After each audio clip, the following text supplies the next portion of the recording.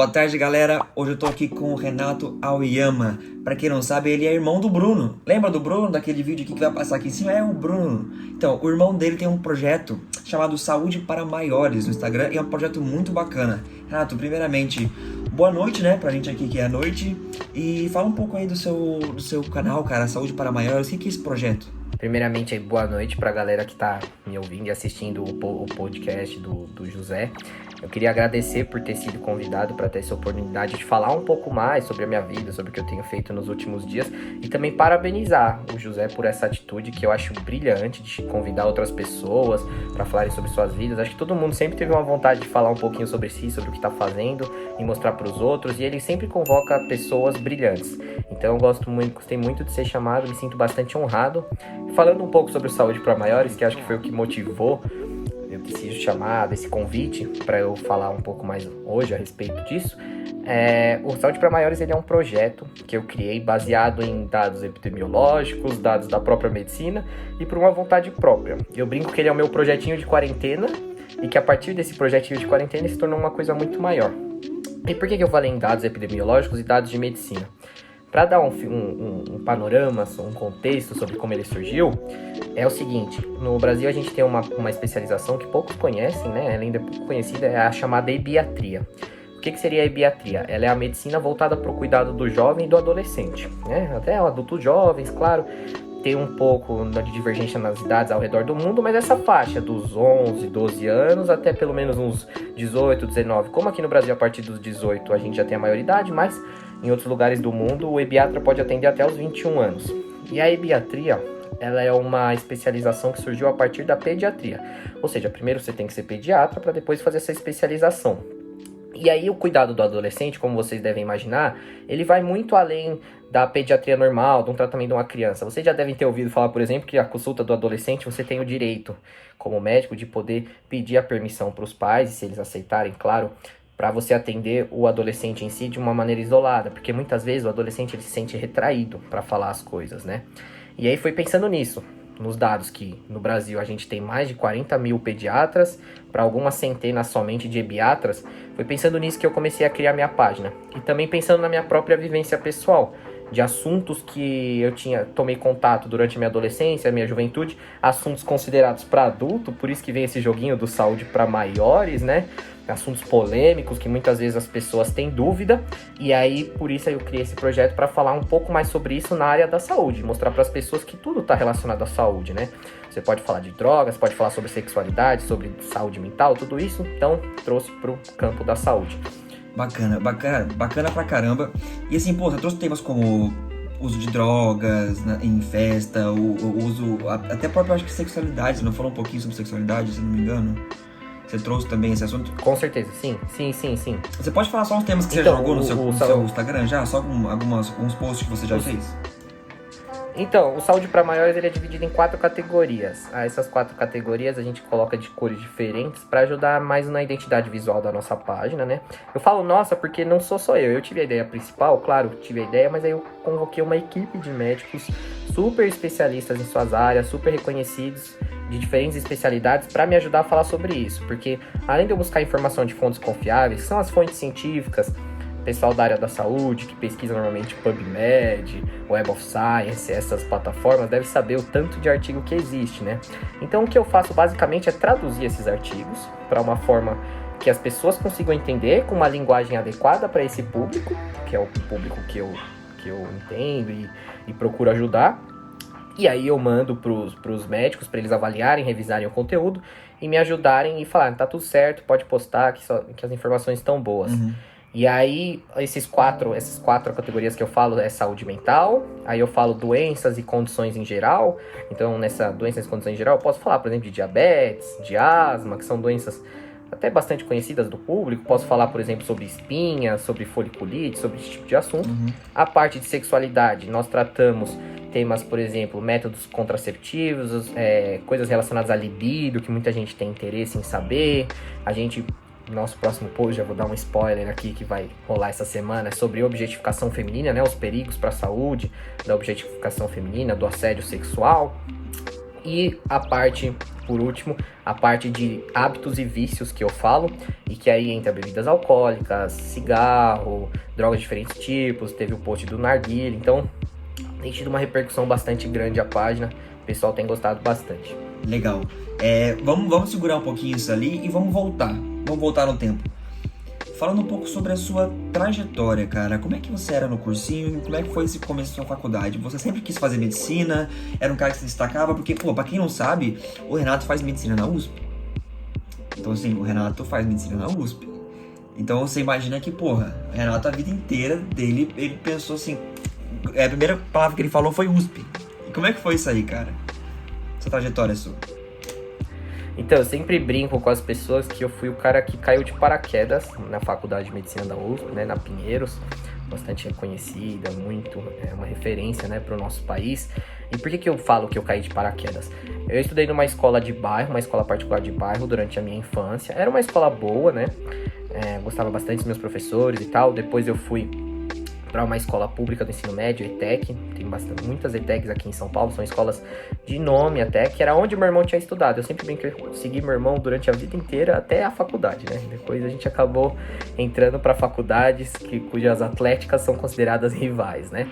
Mas, então, e aí no meu segundo ano do ensino médio, eu ainda não tinha na verdade eu tinha muitas opções, mas eu não tinha muita noção do que eu queria, não tinha muita orientação do que eu ia querer cursar, né? E aí, no segundo ano do ensino médio, meu irmão falou, tenta fazer as provas de treineiro. Eu já tinha feito uma no primeiro ano do ensino médio, tinha feito o Enem. No segundo ano ele falou, faz a prova de treineiro pra ver como você tá, sobre se você quer mesmo seguir, porque o estudo pra medicina é bastante árduo. Todo mundo que cursou e que fez algum tipo de cursinho sabe como é difícil mesmo, né, estudar. E aí eu fui e prestei. E foi engraçado que eu tirei 0 em física na prova da Unifesp. Essa aí foi uma decepção gigante pra mim na época, porque eu achava que eu tirava nota na escola e que já tava tudo certo, que no vestibular ia dar tudo certo, e não era bem assim. Eu percebi que tinha muito caminho, muito conteúdo eu tinha perdido na escola por falta de aula, falta de professor e tudo mais. E aí eu tive que mudar minha cabeça, aquilo lá deu um estalo, falei, putz, se eu quero mesmo medicina, que era uma coisa que eu via o meu irmão gostando bastante, que eu me espelhava bastante nele, falei, se eu quero mesmo, eu vou ter que mudar de atitude, mudar de cabeça. Então, a partir do terceiro ano do ensino médio, comecei a estudar num cursinho à tarde, né? Ia pra escola de manhã, fazia cursinho à tarde, mas era muito difícil acompanhar a matéria. Primeiro que eu tinha bastante deficiência de alguns conteúdos, e de tarde é muito mais corrido o cronograma, né? Então, no final do ano, melhorei um pouco, né? Não tirei mais 0 em física, mas ainda assim faltava muita coisa. Até consegui, no final, uma aprovação pelo Enem para a Universidade Federal de Pernambuco, mas eu pensei que valeria a pena cursar esse ano só de cursinho. E aí, nesse ano só de cursinho, eu sofri bastante com alguns problemas, me sentia desmotivado, uma falta de autoestima, uns problemas com o meu próprio corpo, até isso mesmo, né? E aí, muitas vezes, até cheguei a cogitar sair, mas eu pensei, putz, tá sendo tão sofrido ir lá para agosto, setembro. Eu falei, não, acho que vale a pena continuar. E aí eu fui fazer as provas, eu tirava algumas notas legais nos simulados, mas nunca acreditei que isso pudesse me render uma vaga aqui em São Paulo, né? Então eu acho que eu sempre brinco com as pessoas que eu acho que esse foi um dos meus trunfos, porque quando eu fui fazer todos os vestibulares de São Paulo, que são das faculdades, né, famosas, super faculdades, super universidades, eu sempre fui fazer com a cabeça assim livre, sabe? Falei, não, eu vou fazer o que eu sei. E aí, quando eu entrava na prova, eu fazia o que eu sabia, e aí eu comecei a obter resultados bons, mas a FUVEST ainda assim eu tinha muito medo das questões da FUVEST, achava que aquilo era impossível, eu não era assim um gênio em exatas, né, via a galera que queria engenharia, né, resolvendo aquilo lá, eu falava, meu Deus, não vou conseguir resolver. E aí tem até a história engraçada, que na FUVEST do meu ano, eu comecei logo pela primeira questão da prova, era uma questão de matemática hiper difícil, eu falava, meu Deus, já comecei mal. E aí comecei a fazer, né, os testes lá, depois falei, matemática já fiz tudo errado, não entendi nada aqui. E aí acabou a prova, eu e os meus amigos, a gente saiu pra ir pra um barzinho e tal, comemorar que pelo menos aquela primeira fase dos vestibulares já tinha passado. E aí no final comecei a corrigir junto com eles, né. E aí das questões de matemática, realmente, eu acertei 5 de 12, só pra vocês verem como eu fui muito mal. Só que aí as outras matérias foram vindo e eu comecei a mandar muito bem. E aí, no final de tudo, eu consegui passar na primeira fase. Aquilo lá foi uma felicidade gigantesca pra mim. Só de passar na primeira fase, eu já achava que eu já tava... O cara não tá esperando, né? Aí eu pensei... Não tava esperando. Nunca na minha vida ia esperar isso, né? E aí eu pensei, não, vou continuar com a mesma dedicação que eu tinha para aquela reta final de dezembro e janeiro, e seja o que Deus quiser. Se for para ser, vai ser. E aí eu ia fazer todas as provas sempre com essa cabeça assim, se não der certo, tudo bem, eu me esforcei, eu sei o quanto de sofrimento que eu passei esse ano, se der certo, tudo bem. E aí veio, né, passaram a segunda fase, né, e quando foi sair o resultado no final de janeiro, o primeiro resultado de todos foi o Enem. E no Enem eu não tive o desempenho que eu esperava, que eu achava que eu teria, mas eu fui muito mal na redação, não esperava, e aí já começou a surgir um monte de pensamento na minha cabeça, de que nada ia dar certo. Eu lembro que até na época eu fui viajar, mas na minha viagem inteira eu fiquei pensando só na nota do Enem, que tinha sido horrível e tudo mais. E aí, no final de tudo, nas 2 próximas semanas, veio minha aprovação na Unesp, na Unifesp, na Escola Paulista de Medicina. E por último, a famosa, né, o dia 2 de fevereiro, da FUVEST, na sexta-feira, que eu fui aprovado. E aquilo ali, eu não acreditava, não conseguia acreditar. Todo mundo fala, não, que se um dia eu passar no vestibular, eu vou chorar. Na hora eu não consegui chorar. Eu não tinha o que falar, assim, travei. Eu simplesmente travei e aquilo lá pra mim, E aí que vem, claro, a polêmica disso tudo, porque o meu irmão já era super conhecido lá. Então, José, existe toda essa, né, rivalidade entre as atléticas e tudo mais, e o meu irmão gostava, ele ama bastante a faculdade dele. Então aqui em casa ele sempre tinha o sonho de a gente estudar junto, de eu seguir os passos dele, como eu tinha feito durante toda a minha vida. E quando eu passei na FUVEST, eu falei pra ele, eu passei na Pinheiros, é uma coisa que a gente ainda não teve a experiência aqui em casa, então eu vou lá conhecer. Vou conhecer as duas. E eu realmente fui conhecer a galera das duas, fui muito bem recebido nas duas, não tenho nada pra reclamar, com certeza. A galera das duas é maravilhosa, pessoal, muito gente fina. Treinei nas duas atléticas até, e aí no final acabei escolhendo pela Pinheiros, tudo mais, tive alguns motivos, mas acho que o principal desses motivos é porque eu queria trilhar um caminho diferente, sabe? Não queria muito mais depender tanto do meu irmão pra me guiar na vida. Falei, não, vou seguir a minha carreira, eu quero... E aí isso seria até positivo, porque no final do curso, né, eu posso auxiliar ele com os contatos que eu consegui na medicina da USP, ele me auxilia com os contatos que ele conseguiu durante a vida dele, e a gente junta tudo isso, com certeza. E, porra, pelo amor de Deus, né, não é que você trocou a Paulista por qualquer esquina, você trocou a Paulista pela USP, tipo, porra... com certeza, não deixou de perder, de ganhar alguma coisa. Mas ainda naquela época tinha um pouco dessa dorzinha, porque eu conhecia bastante gente da Paulista, né? O pessoal sempre fala, puxa, se você passar um dia vai ser muito da hora, vai ser muito legal. No final de tudo eu acabei escolhendo ir pro outro lado e eles ficaram muito decepcionados. Até cheguei a fazer o moicano na época, não cheguei a pintar de vermelho, né? O Bruno que raspou e tudo mais, mas no final acabou não dando isso mesmo. E aí foi engraçado porque no primeiro ano a gente teve a competição que foi a Calomed, né? E foi uma Calomed histórica, porque depois de não sei quantos anos a gente ia enfrentar a Paulista na Calomed, né? E aí eu lembro que tava lá no pré-jogo da modalidade que eu jogava, que era o futsal, e o pessoal ficava me xingando e tudo mais. Era engraçado. Mas até hoje converso com todos eles, não tenho problema nenhum. Eu acho que essa rixa de faculdade ela tem que ser tratada de uma forma sadia, sabe? Não só da minha faculdade com a dele, com todas as outras.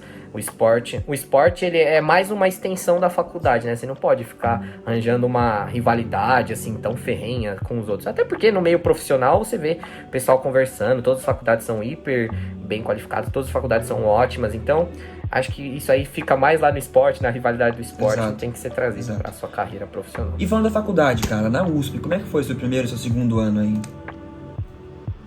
Então, a USP, pra mim, ela começou como um leque de possibilidades que eu vi desde o primeiro dia, que eu fui apresentado, as extensões, a galera, cada um querendo te arrastar para o que ele fazia, né? Tem muitas extensões lá, desde o cursinho popular do Medicina, Atlética, o Centro Acadêmico, o Departamento Científico, cada um tem uma coisa para oferecer. Agora tem o HackMed. E eu sempre fui... O HackMed, que é bem famoso, né? Um evento lá, tem a empresa Júnior, que é muito forte, então eu sempre pensei assim, eu vou abraçar tudo que eles me derem. Claro, não ia me super saturar, né? Não queria que minha agenda ficasse lotada a ponto de eu não ter tempo pra mim mesmo e pra minhas atividades de lazer. Mas eu fui me testar em quase todas, pelo menos, essas áreas, essas extensões. E eu acho que isso que o estudante de medicina deve fazer, sabe? Quando ele entra na faculdade, ele encontra muitas possibilidades. Pode ser na faculdade dele, pode ser em outras faculdades, tem um congresso aqui, um congresso ali. Então sempre vai se testar, vai que você gosta. E aí eu acabei seguindo uma área que foi um pouco diferente do que o pessoal normalmente faz, né? Normalmente o pessoal deixa pra começar uma iniciação científica pelo menos no segundo ano, no terceiro ano, porque já acha que tem uma base maior. E eu não, decidi me aventurar, fui procurar um projeto de pesquisa, uma coisa científica, em que eu pudesse participar mesmo sendo só um aluno do primeiro ano, sem muito conhecimento. E aí eu acabei encontrando o Dr. Guilherme Polanczyk, ele é um psiquiatra muito renomado do Instituto de Psiquiatria do Hospital das Clínicas, reconhecido internacionalmente, ano passado ganhou um prêmio super importante lá na USP, foi citado e tudo mais. O Dr. Guilherme, ele ficou muito encantado por eu ter tido essa vontade de procurar pesquisas no primeiro ano, né? E ele falou que se lembrava bastante da época dele, porque ele estudou na Federal do Rio Grande do Sul, e no primeiro ano ele fez a mesma coisa. Ele conhecia um psiquiatra já que era famoso na faculdade, e ele foi lá conversar com esse cara tal, e acabou sendo selecionado, o professor ficou super empolgado com ele. E aí, na época, claro, não assumi um projeto de pesquisa mesmo no primeiro ano, mas um projeto só meu, claro. Você ajuda as pessoas, né? Mas o Dr. Guilherme me chamou para participar de muitas experiências que foram muito enriquecedoras para mim. Primeiro que eu comecei a conduzir um projeto de uma revisão sistemática. A revisão sistemática, normalmente, ela é conduzida só por pesquisadores já muito maduros, que têm muito conhecimento, porque é uma revisão sistemática, né? Ela é um projeto maior. Então, comecei a auxiliar ele e outros 2 pesquisadores na época com esse projeto e tal, fazer algumas partes e tudo mais. No final, esse projeto acabou sendo abortado por alguns motivos. Eu acho que eu não tinha tanta maturidade também na época. Mas nisso ele já me levou, já me incentivou a apresentar em congressos. No final acabei apresentando em 2 congressos, logo no primeiro ano isso. E ainda eu ganhei uma viagem para visitar um outro congresso que aconteceu no Rio Grande do Sul. Dessa vez não para apresentar, mas como espectador. E o líder desse congresso, né, o organizador principal, era justamente esse orientador que tinha sido orientador dele, não sei quantos anos atrás na faculdade. Então foi muito gratificante poder participar, conhecer tanta gente grande, né, no Brasil, na área de psiquiatria. E eu também nunca pensei em psiquiatria. O pessoal sempre pergunta, pô, mas como que você caiu na psiquiatria? O que aconteceu foi assim. Na hora que eu fui pesquisar os projetos, o que tinha disponível na faculdade e tal, que estava sendo conduzido, eu não entendia nada, porque muitos falavam do receptor de alguma coisa, ou do tecido de não sei o que, ou da bactéria, não sei o que. Eu não conhecia nada disso. E um dos que me atraiu foi esse projeto do Dr. Guilherme, que ele trabalha ainda atualmente com crianças pré-escolares. A gente fala que é antes dos 6 anos de idade, né? Do mais ou menos 1 ano e pouquinho até 6 anos de idade. E ele estuda algumas doenças nessas crianças, notavelmente o TDAH, que é a hiperatividade, né? Transtorno de déficit de atenção e hiperatividade. E ele elaborou um tratamento para isso, que vou acabar falando depois, que eu me dediquei no meu 2º ano a estudar um pouco mais. E aí, na época, foi o projeto que eu consegui entender, né?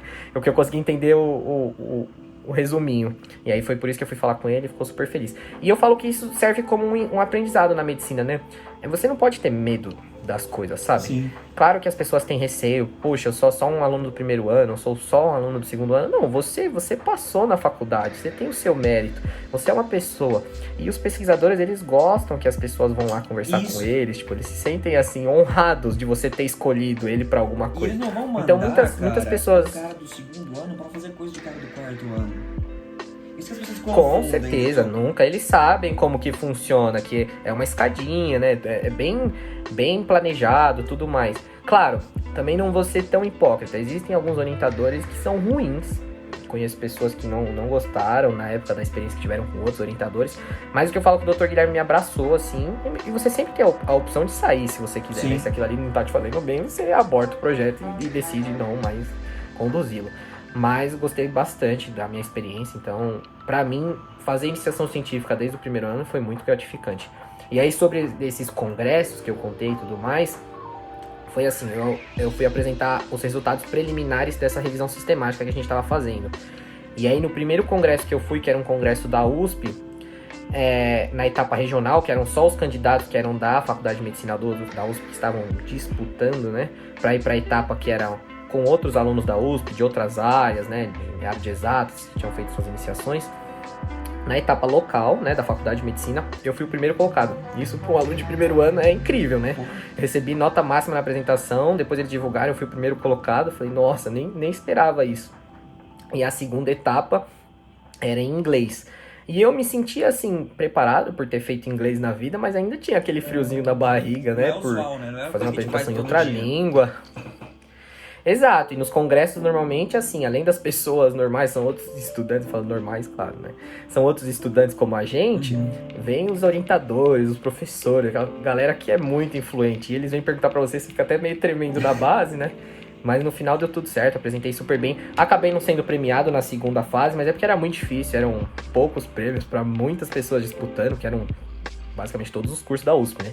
Tinha uma galera que vinha de outras unidades da USP ao redor de São Paulo, então dá pra imaginar como era grande, né? Sim. Mas foi uma experiência muito boa e depois participei também do congresso do Braincon. Sim. Na época, se eu não me engano, o Braincon selecionava 18 pessoas para fazer as apresentações orais abertas ao público, não só a apresentação de pôster. E eles gostaram bastante do meu projeto também, e eu fui selecionado para fazer essas apresentações orais em inglês para uma banca de avaliadores, uma coisa também super bem elaborada. E eu lembro que na época também tava super nervoso de novo, porque O Braincons também. o Braincons era diferente, porque era uma coisa grande. Eu julgo como um dos maiores congressos médicos brasileiros, bem legal. Quem tiver a oportunidade de participar do Braincons é incrível a experiência que eles proporcionam pra você. Até rolou, né, esse ano o Braincons digital, foi bem legal também a proposta deles. E aí eu participei lá e apresentei, aquilo pra mim foi incrível. Mas o Braincons era diferente porque, assim, no da USP eu apresentei em pôster, né? E aí no do Braincons eu apresentei pra uma plateia, né? Era uma mini plateia de umas 20 ou 25 pessoas mais a bancada, mas já era alguma Você tá no coisa. primeiro ano, né, Com o irmão? aluno do primeiro ano. Então. Mas E aí, nessa trajetória, cara, como é que surgiu essa ideia do Saúde para Maiores? De onde que veio isso aí? Porque você, tá fazendo IC, tá começando, tá entrando na faculdade, e você entra com um projeto ousado, cara, que você tá começando a falar sobre coisas que ninguém quer falar, cara.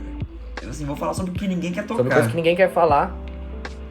Com certeza, são coisas que ninguém quer falar, são tabus, são polêmicas. Muitas vezes acho que as pessoas têm medo ou algum receio de falar sobre isso, ou porque elas não sabem que isso está relacionado à saúde, ou porque elas têm um pouco de receio de incomodar um amigo, uma pessoa que elas conhecem, ou porque elas simplesmente não sabem muito as fontes onde elas podem encontrar esse tipo de informação. Porque o que acontece é o seguinte: na época do Saúde para Maiores, eu vou acabar falando posteriormente, no início, né, uns 4 meses atrás, eu participei de uma competição também. E aí uma competição de empreendedorismo, e aí eu fui fazer uma pesquisa de campo para entender se o Saúde para Maiores era uma coisa útil para a sociedade. E muita gente sempre bateu na tecla do fato de que quando você vai pesquisar uma informação sobre saúde no Google hoje em dia, que é o provedor principal das informações pra gente, né, de busca, ele mostra tanta coisa, e às vezes com aquela linguagem rebuscada, ou meio mad case, assim, que você às vezes vai procurar uma coisa mínima, você não consegue encontrar a resposta, e você ainda volta encucado, confuso com o que você achou, pensando que o que você tem, às vezes é uma bolinha na cabeça, pode ser uma coisa muito mais pior que aquilo, né? Então, foi a partir daí que surgiu essa proposta. Eu pensei, putz, as pessoas estão procurando no Google, ou elas veem as mesmas coisas que elas já estão acostumadas a ver em outros lugares, que elas já sabiam, ou elas não encontram o que elas precisam. E aí foi a partir disso que surgiu o Saúde para Maiores, no meu 3º ano de faculdade. Atualmente estou no 6º semestre, né? No meu 5º semestre. Foi o meu projeto de quarentena, porque eu pensei assim, eu estava um pouco desmotivado com essa questão da aula EAD, de acompanhar as atividades e tudo mais. Tava fazendo sem muito empenho também. E aí eu pensei, putz, eu tenho tanto tempo disponível, porque a gente tá com bastante tempo disponível agora por ficar em casa, né? Sim. Tenho tanto tempo disponível, eu vou procurar alguma coisa pra fazer. E é o que a maioria das pessoas tá fazendo. Claro que se você não estiver se sentindo bem pra fazer isso, tudo bem, é super entendível, porque, é muito difícil esse período que a gente tá vivendo. Mas eu pensei assim, bom, vou procurar alguma coisa pra fazer. E aí eu vi alguns cursos e eu ficava também meio desmotivado. Falei, putz, eu vou assistir outro curso que é EAD, né? Mais videoaula pra mim. Eu falei, não, vou fazer alguma coisa. É muito ruim. Pra mim, pelo menos, era muito desconfortável. Então, decidi fazer esse projeto de Saúde para Maiores. Primeiramente, eu fiz ele na minha própria página do Instagram, no meu Instagram pessoal. E aí eu comecei a ganhar seguidores muito rápido e curtidas e tudo mais. Falei, putz, eu acho que o pessoal tá gostando da ideia do Saúde para Maiores. Só que aí, com o tempo, vieram essas exigências que eu vou contar depois, que o Saúde para Maiores recebeu uma proposta para ele ser institucionalizado pelo Hospital das Clínicas. Então não compensava mais, não fazia nem sentido eu ter uma página no meu perfil pessoal, né? Onde eu postava as minhas coisas da minha vida pessoal, das festas que eu ia e tudo mais. Então eu resolvi mudar e ter uma página só pra ele. E mesmo agora que ele foi criado há 2 meses mais ou menos, ele vem conseguindo seguidores e engajamento legal. Eu acho que as pessoas reconhecem a importância de um projeto como esse, uma coisa que não existe, pelo menos eu não conhecia, e que tá me fazendo muito bem. Eu brinco que é o meu xodózinho, né? Tô fazendo ele com bastante carinho, bastante empenho. Legal. E tá, você fez alguns posts que, pô, já foram uns posts interessantes, polêmicos. De onde que saiu? De, pô, eu vou fazer um Instagram, eu tenho um projeto de falar de saúde para maiores, para realmente esse projeto do HC. Qual que foi esse meio campo, esse espaço ali de tempo? Então, eu brinco assim que o Saúde para Maiores ele foi construído ao redor de etapas que não foram planejadas. Foram coisas que foram me fazendo sonhar cada vez mais. Então, primeiro, meu objetivo era conseguir alguém especialista, pelo menos na maior parte dos assuntos, para abraçar a minha ideia. E foi aí que surgiu a doutora Ana Beatriz Ravagnani, que é uma psiquiatra do Hospital das Clínicas, super famosa, também fez faculdade, ela é da turma 97, eu acho, e eu sou da 106. Ela já tem um tempo de formada aí. E ela gostou bastante da ideia na época, tal, me ajudou. Era engraçado porque tanto eu quanto a doutora Bia, a gente tinha medo de aparecer na câmera e falar pro pessoal, ô pessoal, vem ver o post novo, aquelas coisas. Mas e aí, esse foi o primeiro passo, depois de conseguir que a doutora Bia participasse da equipe. Foi uma cascata, né? Porque depois foram vindo mais médicos. Hoje em dia a gente tá com mais 5 médicos na equipe. A gente tem uma psiquiatra, uma ginecologista, um endocrinologista, uma cirurgiã plástica e uma dermatologista. E, claro, tem a possibilidade de crescer cada vez mais. O problema é que eu não tenho tanto tempo pros posts, né? Porque agora eu tô tratando desses projetos que eu vou falar agora, dos projetos institucionais e também minhas aulas, né? Eu tenho prova, tenho essas coisas que eu tenho que fazer da faculdade. Mas depois teve isso, e aí a terceira parte foi essa competição, que eu vou falar um pouco depois. Participei de uma competição de empreendedorismo e isso acabou se tornando uma possibilidade para mim, de que eu poderia fazer um projeto relacionado ao empreendedorismo com o que eu vinha fazendo já na página do Instagram.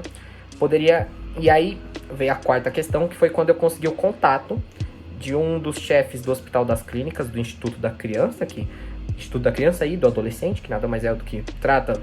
Seria a pessoa mais direcionada possível para eu fazer isso. E ele gostou bastante da minha ideia do Instagram. E ele decidiu institucionalizar o meu projeto na forma de uma iniciação científica.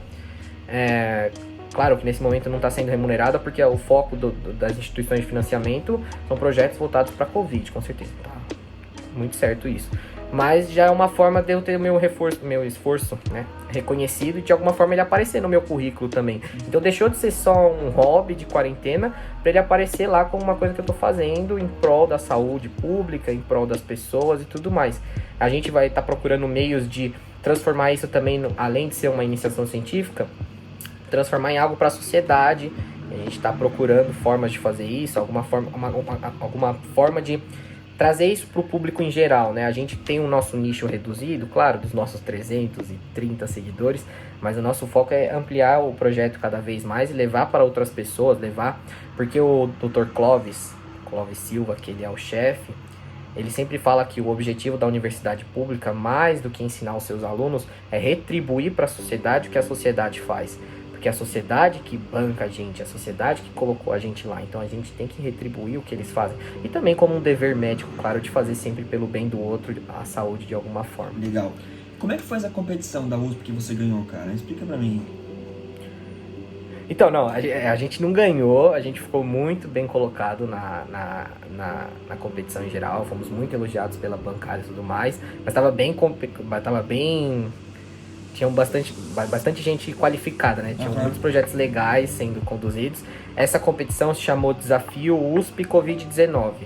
Ele era um desafio, na verdade era uma competição de 4 dias. Normalmente ela é conduzida na forma de hackathon. Não sei se as pessoas conhecem esse conceito, mas o hackathon é uma competição em que as pessoas ficam lá engajadas durante alguns dias. Alguns hackathons as pessoas ficam lá presencialmente no lugar, né? Tipo, só trabalhando naquele projeto durante vários dias, dorme em lugar, come em lugar, e é bem legal, porque no final sai algum projeto assim, que você viu que foi conduzido rapidamente e virou uma coisa legal. Esse projeto talvez fosse conduzido presencialmente também, mas por conta da pandemia ele foi feito por vídeo.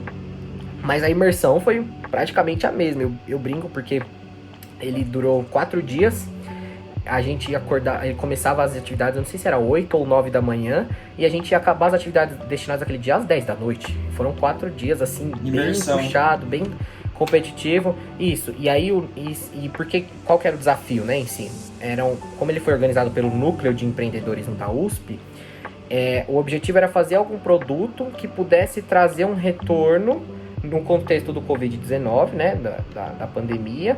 E aí ele tinha algumas classes, né, tipo, como que você pode ajudar? Se seria um produto, se seria um serviço, se seria alguma coisa de negócios, né? E aí a gente entrou na parte de fazer um produto de telemedicina e teleeducação. Esse era o nosso objetivo, por conta do que a gente já vinha conduzindo Saúde para Maiores. E aí a gente tem outras propostas que foram acopladas, né? Eu até postei um videozinho do aplicativo final que a gente elaborou. Esse aplicativo ele ainda vai ser elaborado sim, claro, ele está sendo elaborado, né, no momento. E aí a nossa proposta é que ele se torne um produto no futuro para o mercado e que ajude a população em geral. Acabamos não ganhando, mas a bancada assim não teve, eles não tiveram defeitos para colocar no projeto. Eles adoraram a nossa ideia e tudo mais, falaram que realmente é uma coisa que a gente precisa, porque as pessoas precisam de informação. Informação nunca é demais. Só que a informação, eu também não vou ser hipócrita. Se você dá um texto para a pessoa, ela vai ter interesse de ler, né? Agora, se você faz uma coisa mais animada, que ela possa ler em poucos minutos, talvez valha mais a pena. Sim, engaja muito mais. E aí, esse era o nosso... Engaja muito mais, com certeza. E aí foi a partir disso que a gente fez essa competição. Foram 36 horas no total de competição que eles deram no certificado final, né? Mas foi uma coisa assim muito legal, porque eu aprendi, assim, a competição eles incentivavam você a chamar pessoas de outros institutos que não fossem o seu instituto. Então eles queriam pessoas basicamente de outros cursos, né, da USP. Então na minha equipe a gente tinha um cara de administração da FEA, tinha uma de relações internacionais, do Instituto de Relações Internacionais, tinha um que fazia sistema de informação na USP Leste e uma amiga, todos eles amigos da minha antiga escola, da ETEC, né? E uma amiga também que ela faz na Fapcom um curso de marketing, acho que é isso que ela faz. Então, e esse desafio ele era aberto para outras faculdades, por isso que eu falo que a USP ela tá sempre aberta, sempre oferece muitas coisas para as outras pessoas, basta você procurar, né, e se engajar nisso. Foi bem legal pro currículo, porque eu gosto muito dessa questão de diversificar o que você tem na medicina. Não é só ficar focado em medicina, em prova de residência, nessas coisas. Você vai ter uma carreira. Hoje em dia não basta só ser médico, muitas pessoas devem ouvir isso. Também não quero fazer um terror em cima disso, mas é importante você diversificar o seu leque de conhecimento, tanto para você quanto para o seu currículo. Então, se você participou de uma competição de empreendedorismo, de alguma coisa que você tentou elaborar com outras áreas, pô, bem legal. E ainda relacionado ao Covid-19, melhor ainda, né? Lógico. Não, é animal esse projeto, é animal esse hackathon da USP, pô, muito legal mesmo, de verdade. E quais são os planos para o futuro desse canal, Saúde para Maiores? Então, eu não tinha terminado de falar muito sobre isso, mas assim, no meu segundo ano eu fiquei focado mais em fazer uma iniciação científica paga, né? Eu tive uma iniciação científica, foi financiada pela FAPESP, já lá com o Dr. Guilherme, então a gente concluiu esse projeto, tal. E aí agora eu mudei de plano, eu tô mais para a área da pediatria, que é o que eu gosto, e também da ibiatria que eu mencionei para vocês. Então os planos para o futuro do Saúde para Maiores são diversos, né? Depois que eu comecei e que eu tive o apoio de uma pessoa tão grande como o Dr. Clóvis, né, chefe do Hospital das Clínicas, nosso plano é dar prosseguimento no aplicativo que a gente já tinha conversado. A gente tem outras estratégias também que a gente está pensando. Uma delas, que é o que eu estava mencionando, é um projeto de extensão que a gente está pensando para os alunos da própria universidade, e eu estou tentando incluir alunos de outras universidades. Pessoas que pudessem de alguma forma ajudar na construção do aplicativo, seja na parte dos posts ou coisas do tipo, né? Mas que pudessem, e também que a gente oferecesse outros cursos. A gente está pensando em uma forma de transformar o Saúde para Maiores num projeto de extensão, uma coisa maior, né? Uhum. E por que eu pensei bastante nessa questão das pessoas de outras faculdades? Muitos alunos, amigos meus, ou até pessoas que eu acabo conhecendo em rolês, em roda de conversa, dessas coisas, as pessoas sempre perguntam, pô, mas você não consegue alguma coisa lá na USP pra mim, algum projeto de pesquisa? Eu sempre falo, putz, tem que procurar, né? Se você consegue achar, sim, tem vários cursos que são abertos ao público e alunos de outras universidades, mas eu queria trazer para outros alunos de medicina ou outros alunos da área da saúde, esse projeto de saúde para maiores, de alguma forma eles participassem. Já venho fazendo isso, mas numa forma bem mini, com a minha página agora, eu tenho incentivado alunos de outras faculdades de medicina ou alunos que fazem outros cursos, se puderem dar sugestões, me ajudar nos posts, eu ensino lá, eu faço tudo mais, as informações. Então esse está sendo o meu principal plano para o futuro. E além disso também, dar prosseguimento no que eu venho fazendo nessa quarentena, que é uma outra coisa, que aí eu vou falar um pouco da importância dela agora. Eu venho estudando bastante a questão de investimentos, porque eu acho que a medicina ela é uma área que você não pode negar isso. Ela tem um potencial muito grande para você investir, tanto no quesito de startup, quanto para você estudar investimentos para você mesmo, o que você vai fazer com a sua grana no futuro, onde você vai investir e tudo mais. Acho que é bem legal você estudar isso. E aí tem diversas possibilidades, né? Eu brinco com os meus amigos que a gente tem que enxergar a medicina sempre de uma forma mais ampla, porque ela pode te oferecer muitas oportunidades, não somente naquelas especializações que você vai fazer na residência, você pode enxergar oportunidades em várias áreas. Então a gente tô buscando oportunidade de investimento na medicina agora, para eu poder fazer para os próximos anos. E por que eu comecei a pensar nisso agora, né? Eu brinco que o meu irmão, ele sempre foi o meu guia na vida. Ele tá pensando bastante nisso agora, tá pensando em construir empresa e tudo mais.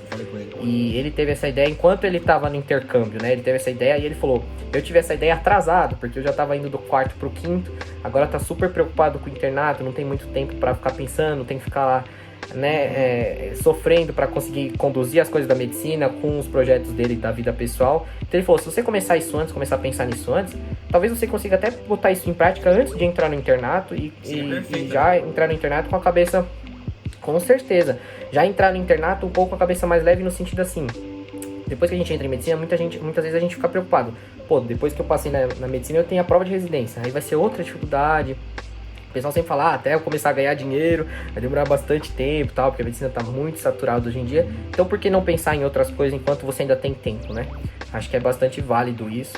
Existem instituições que injetam a verba necessária se você conseguir convencê-los de que seu projeto vale a pena. Existem projetos de aceleração, como um que a P&G estava conduzindo agora na pandemia, um projeto bem famoso deles, que eles estavam oferecendo verba para projetos relacionados ao Covid-19.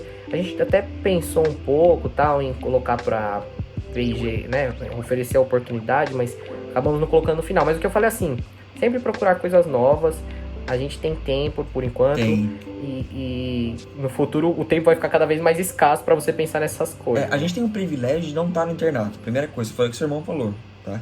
Com certeza, com certeza. Pô, investir em você é muito importante. O legal, cara, é que isso aqui você já fez o jabá para 3 vídeos meus. Começando a falar do Bruno, já vou puxar um card aqui. Eu vi um vídeo. Tem o vídeo do 7 formas de monetizar na faculdade de medicina, que eu falo da bolsa da Eu ia falar desse vídeo que você fez. E tem um vídeo de investimento para iniciantes também, que eu tô explicando tudo aqui. Então eu fiz jabá de 3 vídeos meus aqui já. O cardzinho tá aqui em cima. Que são assuntos realmente importantes para a gente entrar e debater e ter noção. E ainda mais essa quarentena, a gente que tá em casa, a gente tem esse privilégio de poder ficar em casa, o privilégio de poder estudar. A gente tem que aproveitar para realmente se aperfeiçoar e realmente ser alguém melhor. Acho que se a gente ficar nessa... Claro, todo mundo... Tem gente que, pô, tá com problema de ansiedade, tá com problema psicológico por estar na quarentena, isso a gente entende. Mas é sempre possível tentar melhorar. Sair dessa melhor. Então, isso que tá fazendo, acho que resume 100%. Trazer algum aprendizado, né? Exatamente. Trazer algum aprendizado, alguma coisa que vai ficar pra sua vida. A quarentena me abriu muito a cabeça nesse sentido, porque eu sentia que eu tava muito, assim, seguindo a maré, sabe? De acordo com o pessoal, seguindo todo mundo, fazendo as matérias, as coisas que eu já fazia antes. E aí essa conversa que eu tive com meu irmão abriu minha cabeça, eu comecei a estudar mais. A Pinheiros, nesse meio termo da quarentena, eles lançaram um programa de ajudar os estudantes a aprender um pouco mais sobre investimento, que eu sempre falo, nosso objetivo ao estudar investimento não tem que ser... Talvez sim o investimento se torne a sua principal fonte de renda na vida, mas assim, eu sempre falo que investimento seria bom todo mundo saber pelo menos um pouco, para você negociar taxas melhores, negociar condições melhores. E quando você tem esse conhecimento desde cedo, quando você vai aprendendo isso, lá na frente você não vai depender do seu gerente de banco tanto, você não vai precisar tanto da ajuda dele. Claro que ele vai conduzir as negociações para você, mas você vai ter mais autonomia para decidir o que você quer para o seu futuro, onde você vai investir, como você vai se situar na vida e como você vai alcançar a sua estabilidade, que eu acho que é o objetivo da maioria das pessoas. Certíssimo. E pra fechar, pra esse episódio não ficar muito longo, falando um pouco sobre polêmica, cara. Qual foi o post seu que deu maior polêmica até agora? Que você postou e você falou, "Piss", ou você teve até o receio de postar porque poderia acontecer? Qual que foi desses posts? Porque tem um monte de post, pô, você fala de bala, um post, que, pô, pra molecada jovem isso é muito usado, é muito consumido. Falou sobre álcool, que também é muito consumido. Qual que foi a maior polêmica sua?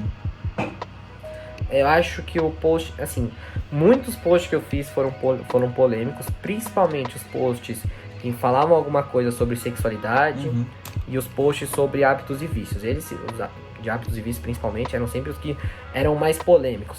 Mas eu brinco que no final de tudo acabou sendo uma polêmica boa, porque as pessoas muitas vezes falavam, putz, não sabia isso que você falou, não sabia que ele tal droga, por exemplo, agia dessa maneira no meu organismo. Não sabia que tal droga poderia trazer essas coisas pra mim. Putz, uma vez eu tava no rolê, sim, usei a droga tal, senti esse aí que você falou no post, e agora eu sei porque eu senti isso. E aí as pessoas falam, putz, da próxima vez então, vou fazer de uma outra forma, de um outro jeito, pra não sofrer tantas consequências.